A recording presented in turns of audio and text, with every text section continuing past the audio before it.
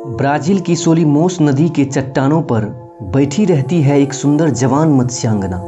कहते हैं कि उनकी सुंदरता को देख हर कोई वशीभूत हो जाता है।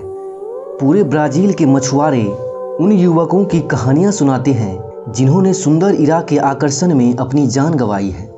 आधी महिला और आधे मछली के आकार की लाल फूलों से सजाए अपने लंबे बालों के साथ हर दोपहर वो ब्राज़ील के जंगलों में निकल पड़ती है अपने नए शिकार की तलाश में।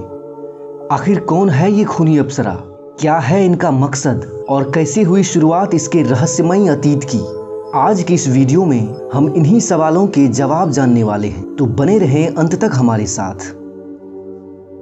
कहा जाता है कि इरा एक खूबसूरत जवान महिला है जिसे कभी कभी हरे बाल, हल्के भूरे या तांबे के रंग की त्वचा, भूरी आंखें और डॉल्फिन के समान पूंछ होने के रूप में वर्णित किया जाता है।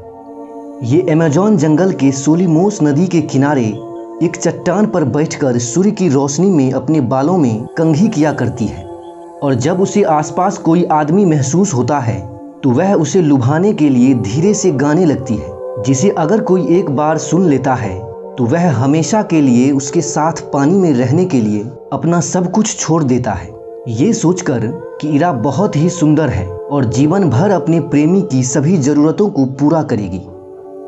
अमेज़न क्षेत्र के मूल निवासी बताते हैं कि इरा एक उत्कृष्ट और साहसी योद्धा थी।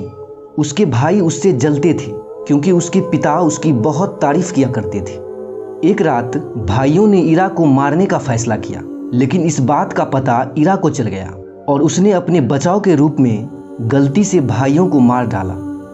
ऐसा करने के बाद अपने पिता के डर से इरा जंगल में भाग गई, लेकिन पकड़े जाने के बाद उसके पिता ने अपने भाइयों की हत्या करने के जुर्म में इरा को सोलिमोस नदी में फेंक दिया था, जिसके बाद वहां मौजूद मछलियों ने उसे बचा लिया और पूर्णिमा की रात होने की वजह से वह एक सुंदर मत्स्यांगना में बदल गई। एक अन्य संस्करण में कहा गया है कि उसके भाई उसे मारने में कामयाब रहे और फिर उसके शरीर को नदी में फेंक दिया, लेकिन चंद्रमा देवी जासी उसके प्रति सहानुभूति प्रकट करते हुए इरा को एक सुंदर मत्स्यांगना में बदल दिया, और तब से इरा उसी नदी में रहती है और सभी पुरुषों को बहकाकर उन्हें नदी में डुबोकर बदला लेती है।